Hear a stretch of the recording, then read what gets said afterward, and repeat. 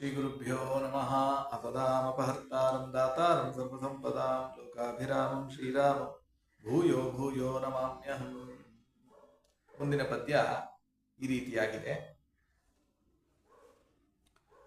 ಷಣ್ಣವತಿ ನಾಮಕನು ವಸುಮೂಗಣ್ಣ ಭಾಸ್ಕರರೊಳಗೆ ನಿಂತು ಪ್ರಪನ್ನರನು ದಿನ ನಿಷ್ಕಪಟ ಸದ್ಭಕ್ತಿಯಲಿ ಮಾಳ್ಪ ಪುಣ್ಯ ಕರ್ಮವ ಸ್ವೀಕರಿಸಿ ಕಾರುಣ್ಯ ಸಾಗರನಾ ಪಿತೃಗಳಿಗೆ ಅಗಣ್ಯ ಸುಖವಿತ್ತವರ ಪೊರೆವನು ಎಲ್ಲ ಕಾಲದಲ್ಲಿ ಎಲ್ಲ ಕಾಲದಲ್ಲಿ.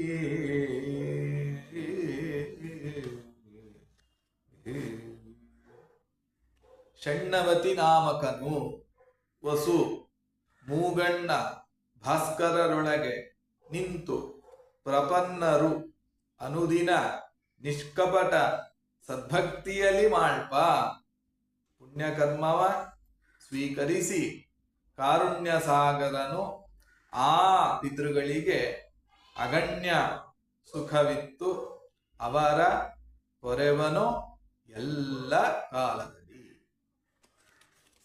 ಷಣ್ಣವತಿ ಅಂತ ಪರಮಾತ್ಮನಿಗೆ ಹೆಸರು.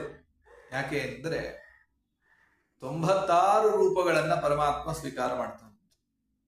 ಹಿಂದೆ 93 ಹೇಳಿದ್ರು, ತ್ರಿಣವತಿ ಸ್ವರೂಪಾತ್ಮಕ ಅಂತ ಹೇಳಿದ್ರು. ಇಲ್ಲೀಗ ಇನ್ನು 3 ರೂಪಗಳನ್ನ ಹೆಚ್ಚಿಸಿ ಹೇಳ್ತಾ ಇದ್ದಾರೆ. 96 ರೂಪಗಳನ್ನ ಇಲ್ಲಿ ತಿಳಿಸ್ತಾ ಇದ್ದಾರೆ. ಅಲ್ಲ, ಯಾಕೆ 96 ರೂಪಗಳು? 96 ಹೇಗಾಗತ್ತೆ ಅಂತಂತಂದ್ರೆ ಇಲ್ಲಿ 2 ರೀತಿಯ ವಿಭಾಗ ಇದೆ. ಒಂದು ಕಾಲಮಾನ ರೀತಿಯ 96 ವಿಭಾಗ ಇದೆ. ಯಾವುದು ಕಾಲಮಾನ ರೀತಿಯ 96 ಅಂತಂದ್ರೆ ಈ ಮನ್ವಾದಿಗಳಿದೆಯಲ್ಲ, ಇದು 14 ಅಂತ ಸ್ವೀಕಾರ ಮಾಡಬೇಕು. ಮನ್ವಾದಿಗಳು ಅಂತ ಪಂಚಾಂಗದೆಲ್ಲ ಬರೆದಿರ್ತಾರೆ. ಈ ಮನ್ವಾದಿಗಳು 14 ಅಂತ ಸ್ವೀಕಾರ ಮಾಡಬೇಕು. ಯುಗಾದಿಗಳು ಅಂದ್ರೆ ಯುಗ ಪ್ರಾರಂಭವಾದಂತಹ ದಿನ ಅದು 4 ಅಂತ ಬರುತ್ತೆ ವರ್ಷದಲ್ಲಿ. ಇದು ವರ್ಷದಲ್ಲಿ ಬರುವಂತಹದ್ದು, ಒಂದು ವರ್ಷದಲ್ಲಿ ಬರುವಂತಹದ್ದು ಇದೆಲ್ಲ. ಮನ್ವಾದಿಗಳು 14 ಬರುತ್ತೆ, ಯುಗಾದಿಗಳು 4 ಬರುತ್ತೆ, ಮೇಷಾದಿ ಪರ್ವಕಾಲಗಳೇನು ಬರುತ್ತೆ ಅದು 12 ಇದೆ, ಆ ರಾಶಿಗಳಿಗೆ ಸಂಬಂಧಿಸಿರುವಂತಹದ್ದು. ಅಮಾವಾಸ್ಯೆ ಒಟ್ಟು 12 ಬರುತ್ತೆ. ಮಹಾಲಯ ಪಿತೃಪಕ್ಷ ಅದು ಒಟ್ಟು 15 ದಿನಗಳ ಕಾಲ ಬರುತ್ತೆ. ಇನ್ನು ವ್ಯತಿಪಾತ ಏನಿದೆ ಅದು 12 ಬರುತ್ತೆ. ಇನ್ನು ವೈಧೃತಿಗಳೇನಿದೆ, ವೈಧೃತಿ ಯೋಗ ಅದು 12 ಬರುತ್ತೆ. ಇನ್ನು ತಿಸ್ರಾಷ್ಟಕಗಳು ಅಂತ ಹೇಳಿ ಅದು ಒಟ್ಟು 15 ಬರುತ್ತೆ. ಇದಿಷ್ಟನ್ನು ಸೇರಿಸಿದ್ರೆ 96 ಆಯ್ತು. ಈ 96 ದಿನಗಳಲ್ಲೂ ಕೂಡ ಶ್ರಾದ್ದವನ್ನ ಮಾಡಬೇಕು. ಮಾಡಿದರೆ ವಿಶೇಷವಾಗಿರ್ತಕ್ಕಂತಹ ಪುಣ್ಯವನ್ನ ಅಧಿಕಾರಿಗೆ ಶಾಸ್ತ್ರದಲ್ಲಿ ತಿಳಿಸಿದ್ದಾರೆ. ಷಣ್ಣವತಿ ಶ್ರಾದ್ದ ಅಂತಾನೆ ತುಂಬಾ ಪ್ರಸಿದ್ಧಿ. ಒಂದಷ್ಟು ಜನ ಇದ್ದಾರೆ, ಅನೇಕ ಜನ ಇದನ್ನ ಮಾಡಿರ್ತಕ್ಕಂಥವರು ಇದ್ದಾರೆ. 96 ಶ್ರಾದ್ದಗಳನ್ನ ವರ್ಷದಲ್ಲಿ ಮಾಡಿರ್ತಕ್ಕಂತಹ ಸಾಧನೆ ಮಾಡಿರುವಂಥವರು ಇದ್ದಾರೆ. ಹೀಗೆ ಪರಮಾತ್ಮ ಈ 96 ಕಾಲಗಳಲ್ಲೂ ಕೂಡ 96 ರೂಪಗಳಿಂದ ಪರಮಾತ್ಮ ಇದ್ದಾನೆ ಅಂತ ಹೀಗೆ ಒಂದು ಗಣನೆ. ಇನ್ನೊಂದು ಲೆಕ್ಕಾಚಾರ ಹೇಗೆ ಅಂತಂದ್ರೆ, ಈಗ ನಾ ಹೇಳ್ದಂಗೆ ಅಹಂಕಾರ ತ್ರಯ ಇದೆ ಅಲ್ವಾ? ಈಗ ಅಹಂಕಾರ ತ್ರಯವನ್ನ ಇಟ್ಕೊಳ್ಬೋಣ. ವೈಕಾರಿಕ, ತೈಜಸ, ತಾಮಸ ಅಂತ ಇಟ್ಕೊಳ್ಳೋಣ. ಮತ್ತೆ ಈ ಪಿತೃದೇವತೆಗಳೇನಿದ್ದಾರೆ 3 ಜನ, ಮುಖ್ಯವಾಗಿ ವಸು, ರುದ್ರ, ಆದಿತ್ಯ ಅಂತ. ವಸುಗಳು ಎಷ್ಟು ಜನ ಇದ್ದಾರೆ? 8 ಜನ ಇದ್ದಾರೆ. 8ನ್ನ 3ರಿಂದ ಗುಣಿಸಿದ್ರೆ 3 ಅಹಂಕಾರಗಳು ಹೇಳಿದ್ನಲ್ಲ, ವೈಕಾರಿಕ, ತೇಜಸ, ತಾಮಸ ಅಂತ. 8 3ಲಿ 24 ಆಯ್ತು. 24 ಇಟ್ಕೊಳ್ಳೋಣ. ಇನ್ನೊಂದು 11 ಜನ ಏಕಾದಶ ರುದ್ರರಿದ್ದಾರೆ. 11 × 3 ಮಾಡ್ಕೊಂಬೋಣ. ಒಟ್ಟು ಎಷ್ಟಾಯ್ತು? 33 ಆಯ್ತು. ಇನ್ನು ಆದಿತ್ಯರಿದ್ದಾರೆ. ಆದಿತ್ಯರು ಎಷ್ಟು ಜನ ಇದ್ದಾರೆ? 12 ಜನ ಇದ್ದಾರೆ. 12ನ್ನ 3ರಿಂದ ಗುಣಿಸೋಣ. ಮಾಡಿದ್ರೆ ಎಷ್ಟಾಯ್ತು? 36 ಆಯ್ತು. 36 ಪ್ಲಸ್ 33 ಪ್ಲಸ್ 24 ಇಷ್ಟು ಜೊತೆಗೆ ಆಯ್ತಾ, ಇಷ್ಟರ ಜೊತೆಗೆ ಅಗ್ನಿ, ಯಮ, ಸೋಮ ಅಂತ ಅಂತರ್ಗತ ರೂಪಗಳು, ಇವರ ಅಂತರ್ಗತವಾಗಿರ್ತಕ್ಕಂತಹ ರೂಪಗಳು 3 ಅಂತ ಇಟ್ಕೊಂಡಾಗ ಅಲ್ಲೇನಾಗುತ್ತೆ? 96 ಆಗುತ್ತೆ.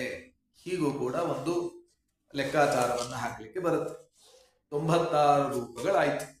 ಹೀಗೆ ಅದನ್ನೇ ತಿಳಿಸ್ತಾ ಇದ್ದಾರೆ. ಷಣ್ಣವತಿ ನಾಮಕನು ವಸು ಮೂಗಣ್ಣ ಭಾಸ್ಕರರೊಳಗೆ, ವಸು ರುದ್ರ ಮತ್ತೆ ಆದಿತ್ಯರ ಒಳಗಡೆ, ಮೂಗಣ್ಣ ಅಂತಂದ್ರೆ ಯಾರು? ಮುಕ್ಕಣ್ಣ, 3 ಕಣ್ಣುಗಳನ್ನ ಹೊಂದಿರತಕ್ಕಂತಹ ರುದ್ರದೇವರಲ್ವಾ. ರುದ್ರದೇವರು ಅಂದ್ರೆ ಅಲ್ಲೆಲ್ಲ ಏಕಾದಶ ರುದ್ರರು ಎಲ್ಲನ್ನ ಇಟ್ಕೊಳ್ಬೇಕು. ಇಲ್ಲೂ ಕೂಡ ಅಷ್ಟೇ, ವಸುಗಳು ಅಂತಂದ್ರೆ ಅಷ್ಟ ವಸುಗಳನ್ನ ಇಟ್ಕೊಳ್ಬೇಕು. ಭಾಸ್ಕರರು ಅಂತಂದ್ರೆ, ಭಾಸ್ಕರ ಅಂದ್ರೆ ರುದ್ರ, ಆದಿತ್ಯ, ಸೂರ್ಯ, ಅಲ್ಲಿ ದ್ವಾದಶಾದಿತ್ಯರನ್ನ ಇಟ್ಕೊಳ್ಬೇಕು. ಭಾಸ್ಕರರೊಳಗೆ ನಿಂತು ಇವರ ಒಳಗಡೆ ವಿಶೇಷವಾಗಿ ತಾನು ಸನ್ನಿಹಿತನಾಗಿದ್ದು ಅಂತರ್ಯಾಮಿತ್ವೇನ ಇದ್ದು ಏನು ಮಾಡ್ತಾನೆ? ಪ್ರಪನ್ನರು, ಯಾರು ವಿಶೇಷವಾಗಿ ಈ ಅನುಸಂಧಾನವನ್ನ ಮಾಡಿಕೊಂಡು ಈ ರೂಪಗಳ ಚಿಂತನೆಯನ್ನ ಮಾಡ್ತಾ ಇರತಕ್ಕಂತಹ ಜ್ಞಾನಿಗಳು ಯಾರಿದ್ದಾರೆ, ಯಾರು ಅವನಿಗೆ ಶರಣಾಗತರಾಗಿ ಹೋಗ್ತಾರೆ, ಪ್ರಪನ್ನರು ಅನುದಿನ ಅವರು, ಆ ಜ್ಞಾನಿಗಳು ಪ್ರತಿನಿತ್ಯದಲ್ಲೂ ಕೂಡ ನಿಷ್ಕಪಟ ಸದ್ಭಕ್ತಿಯಲ್ಲಿ ಮಾಡ್ಪ. ನಿಷ್ಕಪಟ, ಯಾವುದೇ ರೀತಿಯಾದಂತಹ ಕಾಪಟ್ಯ ಇಲ್ಲದೇನೆ, ಅಂದ್ರೆ ಮೋಸ ಮಾಡುವಂತಹ ಬುದ್ಧಿ ಇಲ್ಲ, ನಿರ್ಮಲವಾಗಿದೆ ಅವರ ಮನಸ್ಸು, ಸ್ವಚ್ಛವಾಗಿರ್ತಕ್ಕಂತಹ ಮನಸ್ಸಿನಿಂದ ಸಮೀಚೀನವಾದ ಭಕ್ತಿಯನ್ನ ಮಾಡ್ತಾ ಇರ್ತಾರೆ. ಮಹಾತ್ಮ ಜ್ಞಾನ ಪೂರ್ವಸ್ತು ಸುದೃಢ ಸರ್ವತೋಧಿಕ ಅಂತ ಹೇಳಿದಾಗೆ ಪರಮಾತ್ಮನ ಮಹಾತ್ಮ ಜ್ಞಾನವನ್ನ ತಿಳಿದು ಒಳ್ಳೆ ಸಮೀಚೀನವಾದ ಭಕ್ತಿ, ಪರಮಾತ್ಮನಲ್ಲಿ ಸ್ನೇಹವನ್ನ ಯಾರು ಮಾಡ್ತಾರೆ? ಸದ್ಭಕ್ತಿಯಲ್ಲಿ ಮಾಡ್ಪ. ಹೀಗೆ ಯಾರು ಮಾಡ್ತಾರೆ ಅಂತಹ ಜ್ಞಾನಿಗಳ ಏನು ಮಾಡ್ತಾನೆ? ಪುಣ್ಯಕರ್ಮವ ಸ್ವೀಕರಿಸಿ, ಪರಮಾತ್ಮ ಆ ಪುಣ್ಯ ರೂಪವಾಗಿರ್ತಕ್ಕಂತಹ ಕರ್ಮ, ವಿಶೇಷವಾಗಿ ಇಲ್ಲಿ ಹೇಳ್ತಾ ಇರ್ತಕ್ಕಂತಹದ್ದು ಪಿತೃಗಳ ಯಜ್ಞ, ಆ ಪಿತೃಗಳ ಯಜ್ಞ ರೂಪವಾಗಿರ್ತಕ್ಕಂತಹ ಕರ್ಮಗಳನ್ನ, ಅಥವಾ ಪ್ರತಿನಿತ್ಯ ಮಾಡುವಂತಹ ಯಾವುದೇ ಪುಣ್ಯಕರ್ಮ ಆಗಿರಬಹುದು, ಎಲ್ಲವೂ ಕೂಡ ಆ ಪುಣ್ಯ ಕರ್ಮಗಳನ್ನ ಸ್ವೀಕಾರ ಮಾಡುತ್ತಾನೆ. ಈ ಕಾಂಟೆಕ್ಸ್ಟ್ ಅಲ್ಲಿ ಪಿತೃಗಳ ಯಜ್ಞವನ್ನ ಹೇಳಿದ್ದಾರೆ, ಅದನ್ನ ಸ್ವೀಕಾರ ಮಾಡ್ಲಿಕ್ಕೆ ಬರುತ್ತೆ. ಪುಣ್ಯ ಕರ್ಮವ ಸ್ವೀಕರಿಸಿ ಕಾರುಣ್ಯ ಸಾಗರನು. ಯಾಕೆ ಕಾರುಣ್ಯ ಸಾಗರ ಅಂದ್ರು ಅಂದ್ರೆ, ನೋಡಿ ಎಷ್ಟೋ ಕರ್ಮಗಳನ್ನ ನಾವು ಮಾಡ್ತಾ ಇರ್ತೇವೆ, ನಮ್ಮಲ್ಲಿ ಏನಿರುತ್ತೆ? ಅನೇಕ ಲೋಪದೋಷಗಳೇ ಜಾಸ್ತಿ. ಯಾವುದೇ ಕರ್ಮ ಮಾಡ್ಲಿ ಅದರಲ್ಲಿ ಲೋಪದೋಷಗಳೇ ತುಂಬಾ ಜಾಸ್ತಿ ಇರುತ್ತೆ. ಯಾವುದನ್ನು ನಾವು ಪರ್ಫೆಕ್ಟ್ ಆಗಿ ಮಾಡ್ಲಿಕ್ಕೆ ಆಗೋದಿಲ್ಲ. ಕೊನೆಗೆ ಅದಕ್ಕೆ ಹೇಳ್ತಾ ಇರೋದು ನಾಮತ್ರಯ ಮಂತ್ರ ಜಪಂ ಕರಿಷ್ಯೆ ಅಂತ, ಅಚ್ಯುತ ಅನಂತ ಗೋವಿಂದ ಅಂತ ಸ್ಮರಣೆ ಮಾಡಿದಾಗ ಮಾತ್ರ ನ್ಯೂನಂ ಸಂಪೂರ್ಣತಾಂ ಯಾತಿ. ಆ ಕರ್ಮ ನ್ಯೂನವಾಗಿದ್ರೂ ಕೂಡ ಅದು ಸಂಪೂರ್ಣತೆಯನ್ನ ಪಡೆಯುತ್ತೆ ಅಲ್ವಾ. ಆದ್ರಿಂದ ನಾವು ಮಾಡುವಂತಹ ಕರ್ಮಗಳು ಯಾವುದು ಕೂಡ ಪರ್ಫೆಕ್ಟ್ ಅಲ್ವೇ ಅಲ್ಲ.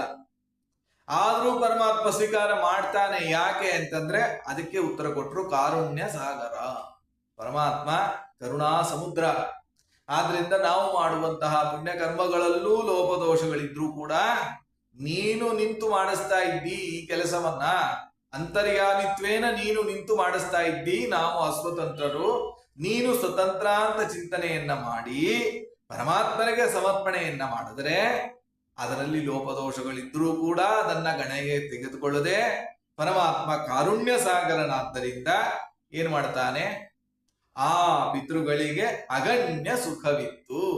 ಅವರ ಪಿತೃಗಳಿಗೆ ವಿಶೇಷವಾಗಿ ಅಗಣ್ಯವಾಗಿರ್ತಕ್ಕಂತಹ ಸುಖ, ಅಪರಿಮಿತವಾದಂತಹ ಸುಖವನ್ನ ಪರಮಾತ್ಮ ಆ ಪಿತಾಮಹ ಪ್ರಪಿತಾಮಹ ಇವರಿಗೆಲ್ಲರಿಗೂ ಕೂಡ, ಈ ಎಲ್ಲ ಮೊದಲ ಇರ್ತಕ್ಕಂತಹ ಎಲ್ಲ ಪಿತೃದೇವತೆಗಳಿಗೂ ಕೂಡ ಅವ್ರಿಗೇನ್ ಮಾಡ್ತಾನೆ? ಪರಮಾತ್ಮ ವಿಶೇಷವಾಗಿ ಸುಖವನ್ನ ಕೊಡ್ತಾನೆ, ಆನಂದವನ್ನ ನೀಡ್ತಾನೆ.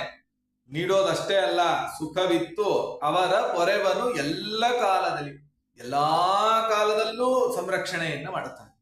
ಎಂತೆಂಥ ಆಪತ್ತು ವಿಪತ್ತುಗಳು ಬಂದರೂ ಕೂಡ ಏನ್ ಮಾಡ್ತಾನೆ? ಸಂರಕ್ಷಣೆಯನ್ನ ಮಾಡ್ತಾನೆ. ಪುತ್ರರು ಪೌತ್ರಾದಿಗಳನ್ನ ಕೊಟ್ಟು ಸಂರಕ್ಷಣೆಯನ್ನ ಮಾಡ್ತಾನೆ ಪರಮಾತ್ಮ. ಹೀಗೆ ಸುಖವಿತ್ತವರ ಪೊರೆವನು ಎಲ್ಲ ಕಾಲದಲ್ಲಿ, ಎಲ್ಲ ಕಾಲದಲ್ಲೂ ಸಂರಕ್ಷಣೆಯನ್ನ ಮಾಡ್ತಾನೆ. ಜ್ಞಾನ, ಭಕ್ತಿ, ವೈರಾಗ್ಯ ಇದೆಲ್ಲವನ್ನು ಕೊಟ್ಟು ಪರಮಾತ್ಮ ವಿಶೇಷವಾಗಿ ಆ ಜೀವನನ್ನ ಸಂರಕ್ಷಣೆಯನ್ನ ಮಾಡ್ತಾನೆ. ಅವನು ಎಷ್ಟು ಸಾಧನೆಯನ್ನ ಮಾಡಬೇಕು ಅಂತ ಅವನ ಇಚ್ಛೆಗೆ ಇರುತ್ತೆ, ಪರಮಾತ್ಮನ ಇಚ್ಛೆಗೆ ಇರುತ್ತೆ, ಆ ಸಾಧನೆಯನ್ನ ಸಂಪೂರ್ತಿ ಮಾಡಿಸ್ತಾನೆ ಪರಮಾತ್ಮ. ಹೀಗೆ ಸಂರಕ್ಷಣೆಯನ್ನ ಪರಮಾತ್ಮ ಮಾಡ್ತಾನೆ ಅಂತ ಇದರಲ್ಲಿ 96 ರೂಪಗಳ ವಿಶೇಷವಾಗಿರ್ತಕ್ಕಂತಹ ವಿಚಾರವನ್ನ ತಿಳಿಸಿತು. ಹಿಂದೆ ಹೇಳಿದ್ದು 93, ಈಗ ಹೇಳ್ತಾ ಇರೋದು 96. ಕಾಲಮಾನ ರೀತ್ಯಾನು 96ನ್ನ ಸ್ವೀಕಾರ ಮಾಡಿದಾಗ 96 ದಿನ ಶ್ರಾದ್ದವನ್ನ ಮಾಡ್ತಾ ಇರ್ತಕ್ಕಂಥ ಅಧಿಕಾರಿ. ಅದನ್ನು ಇಟ್ಕೊಳ್ಬೇಕು. ಕೇವಲ ಒಂದು ದಿನ ವರ್ಷದಲ್ಲಿ ಮೃತ ತಿಥಿ ಅಂತ ಏನಿರುತ್ತೆ ಅವತ್ತಿನ ದಿನ ಮಾತ್ರ ಅಲ್ಲ, 96 ದಿನ ಯಾರು ವಿಶೇಷವಾಗಿ ಶ್ರಾದ್ದ ಕರ್ಮವನ್ನ ಮಾಡ್ತಾರೆ ಅಂಥವರ ಪುಣ್ಯಕರ್ಮವನ್ನ ಸ್ವೀಕರಿಸಿ ಕಾರುಣ್ಯ ಸಾಗರನಾಗಿರ್ತಕ್ಕಂತಹ ಪರಮಾತ್ಮ ಏನ್ ಮಾಡ್ತಾನೆ? ಪಿತೃಗಳನ್ನ ಎಲ್ಲರನ್ನೂ ಕೂಡ ಪಿತೃದೇವತೆಗಳನ್ನೆಲ್ಲ ತಾನು ಸಂರಕ್ಷಣೆಯನ್ನ ಮಾಡ್ತಾನೆ ಅಂತ ಇದರಲ್ಲಿ ತಿಳಿಸ್ತಾ ಇದ್ದಾನೆ.